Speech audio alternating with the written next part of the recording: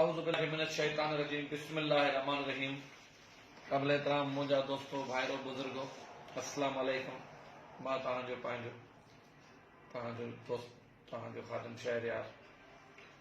मुंहिंजा दोस्तो, मां तव्हांखे गुज़ारिश कंदो हलां त ही जेका सखर में मस्जिद शरीफ़ मस्जिदनि खे ही शहीद करनि पिया, जेके भी मस्जिदनि खे शहीद करनि पिया, मां सम्झां थो उनजी मुस्लमानी में भी शक आहे।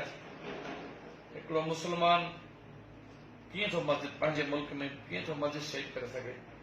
सो मां अल्लामा मौलाना राशिद महमूद सुमरे साहब खे जस ऐं सलाम पेश कयां थो, उनजी हिम्मत खे, उनजी जुरत खे, ऐं मां तमाम मुस्लमान भाइरनि खे ऐं JY जे दोस्तनि खे ऐं अल्लामा मौलाना राशिद महमूद सुमरे साहब खे गुज़ारिश कयां थो त हिन नेक कम में, हिन नेकी जे कम में तव्हांखे किथे बि कहिड़े क़िस्म जी ज़रूरत पवे, किथे धरणे जी ज़रूरत हुजे, एहतजाज जी ज़रूरत हुजे, या कहिड़ो बि तव्हांजो मसइलो हुजे, ही तव्हांजो सिर्फ़ु मसइलो न आहे, ही असां सभिनि मुस्लमाननि ते फ़र्ज़ु आहे। मां पाण पंहिंजे दोस्तनि समेत, पंहिंजी पार्टी जा जेके वर्कर आहिनि मुंहिंजी पार्टी जा, उन्हनि समेत, पंहिंजे हमदर्दनि समेत, पंहिंजे दोस्तनि समेत, पंहिंजी जेतिरी बि असांजी बिरादरी आहे बिरादरी समेत असां सभु दोस्त तव्हां सां गॾु आहियूं।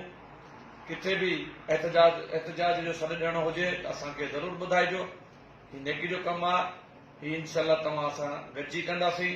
ऐं मां सिंध गवर्नमेंट खां बि इहा गुज़ारिश कयां थो, सिंध गवर्नमेंट खे चवां थो त महिरबानी करे ही कुदो कमु जेको थियो आहे, ही जेको असांजी मुस्लमाननि जी दिलि आज़ारी थी आहे, जिथे जिथे मस्जिदां शहीद थियूं आहिनि, त महिरबानी करे पंहिंजे ख़र्च ते सिंध गवर्नमेंट असांखे उहे मस्जिदां पंहिंजूं तामीर कराए ॾिए।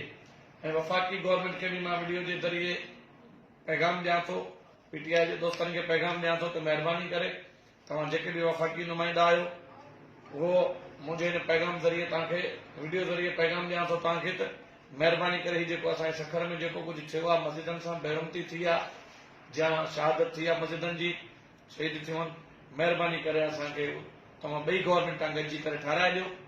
ऐं जेकॾहिं एहतजाज जो दाइरो वधाइणो पवे त मां JY जे दोस्तनि सां, मौलाना राशिद महमूद सुमरे सां गॾु आहियां। मां अर्ज़ु कंदुसि त तव्हां असांखे न विसारिजो, हिन नेकी जे कम में असांखे बि यादि ज़रूरु कजो। वॾी महिरबानी।